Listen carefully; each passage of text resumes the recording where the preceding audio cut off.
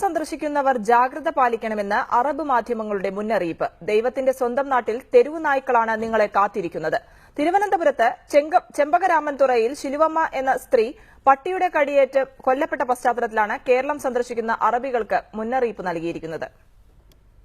കേരളത്തിൽ മധ്യവയസ്ക നായുടെ കടിയേറ്റ് മരിക്കാനിടയായ സംഭവം ഗൾഫിലെ പത്രങ്ങൾ ഏറെ പ്രാധാന്യത്തോടെയാണ് പ്രസിദ്ധീകരിച്ചത്. ദൈവത്തിന്റെ നാട്ടിൽ മനുഷ്യരെക്കാളും വില തെരുവുനായ്ക്കൾക്കാണെന്ന ഉക്കാദ് ദിനപത്രം കുറ്റപ്പെടുത്തി. അൽ റിയാദ്, അൽ ഹയാത്ത്, അൽ കബസ്, അൽ തഹ്രീൽ, അൽ അറബ്, അൽ യൗം തുടങ്ങിയ പത്രങ്ങളും കേരളം സന്ദർശിക്കുന്നവർ ജാഗ്രത പാലിക്കണമെന്ന് മുന്നറിയിപ്പ് നൽകി. സൌദിയിൽ പ്രസിദ്ധീകരിക്കുന്ന ഈജിപ്ത് പത്രം അൽ മിസ്രിയും തെരുവുനായ്ക്കളുടെ ആക്രമണത്തിന് വൻ വാർത്താ പ്രാധാന്യമാണ് നൽകിയത്. ഇന്ത്യയിൽ പശു ദൈവമാണ്, പട്ടി കുടുംബാംഗം.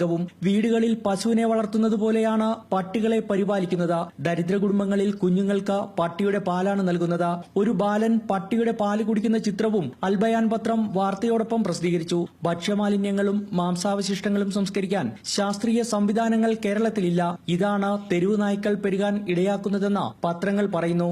Nasruddin Vijay, reporter, Riyadh.